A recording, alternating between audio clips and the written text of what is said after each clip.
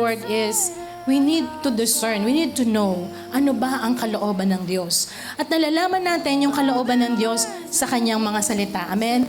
Alam ko po, hindi yan ganon kadali. But as we trust God in our lives, we will be able to live a righteous life.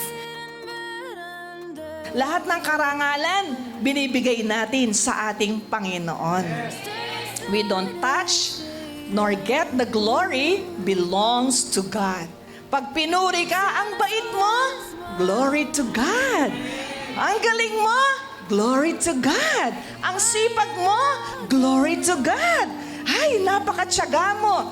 Anumang papuring ibibigay sa'yo, hindi ka magyayabang. Lagi mong ibibigay ang karangalan para sa Kanya. This is my awakening. The one my heart was fast asleep.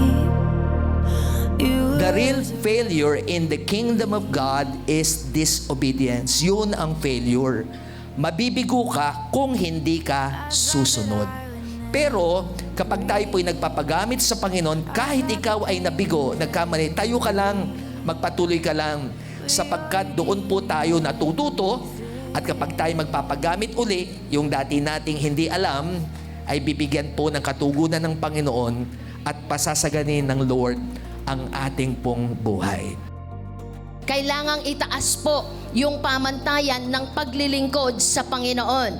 Dahil alam ko, bibigyan kayo ng sariling lugar ng Panginoon kung saan idadaos ang kanyang gawain. Kaya lang, kailangan italaga natin ang buhay natin sa paglilingkod. Pag tayo po nanampalataya sa ating pong Panginoon Jesucristo, nagkaroon ng tunay na relasyon sa Kanya, mararanasan po natin na ang Diyos ay napakagaling po niya.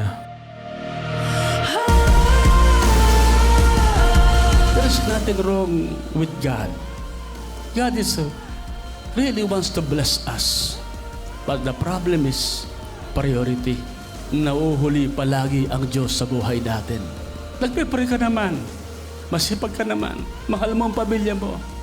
Napapagod ka nga dahil sa kanila. Pero kung minsan, walang pinupuntahan ng oras natin, umiikot lang tayo. Sapagkat ating inuhuli ang pinakamahalaga sa lahat, ang ating relasyon sa Diyos.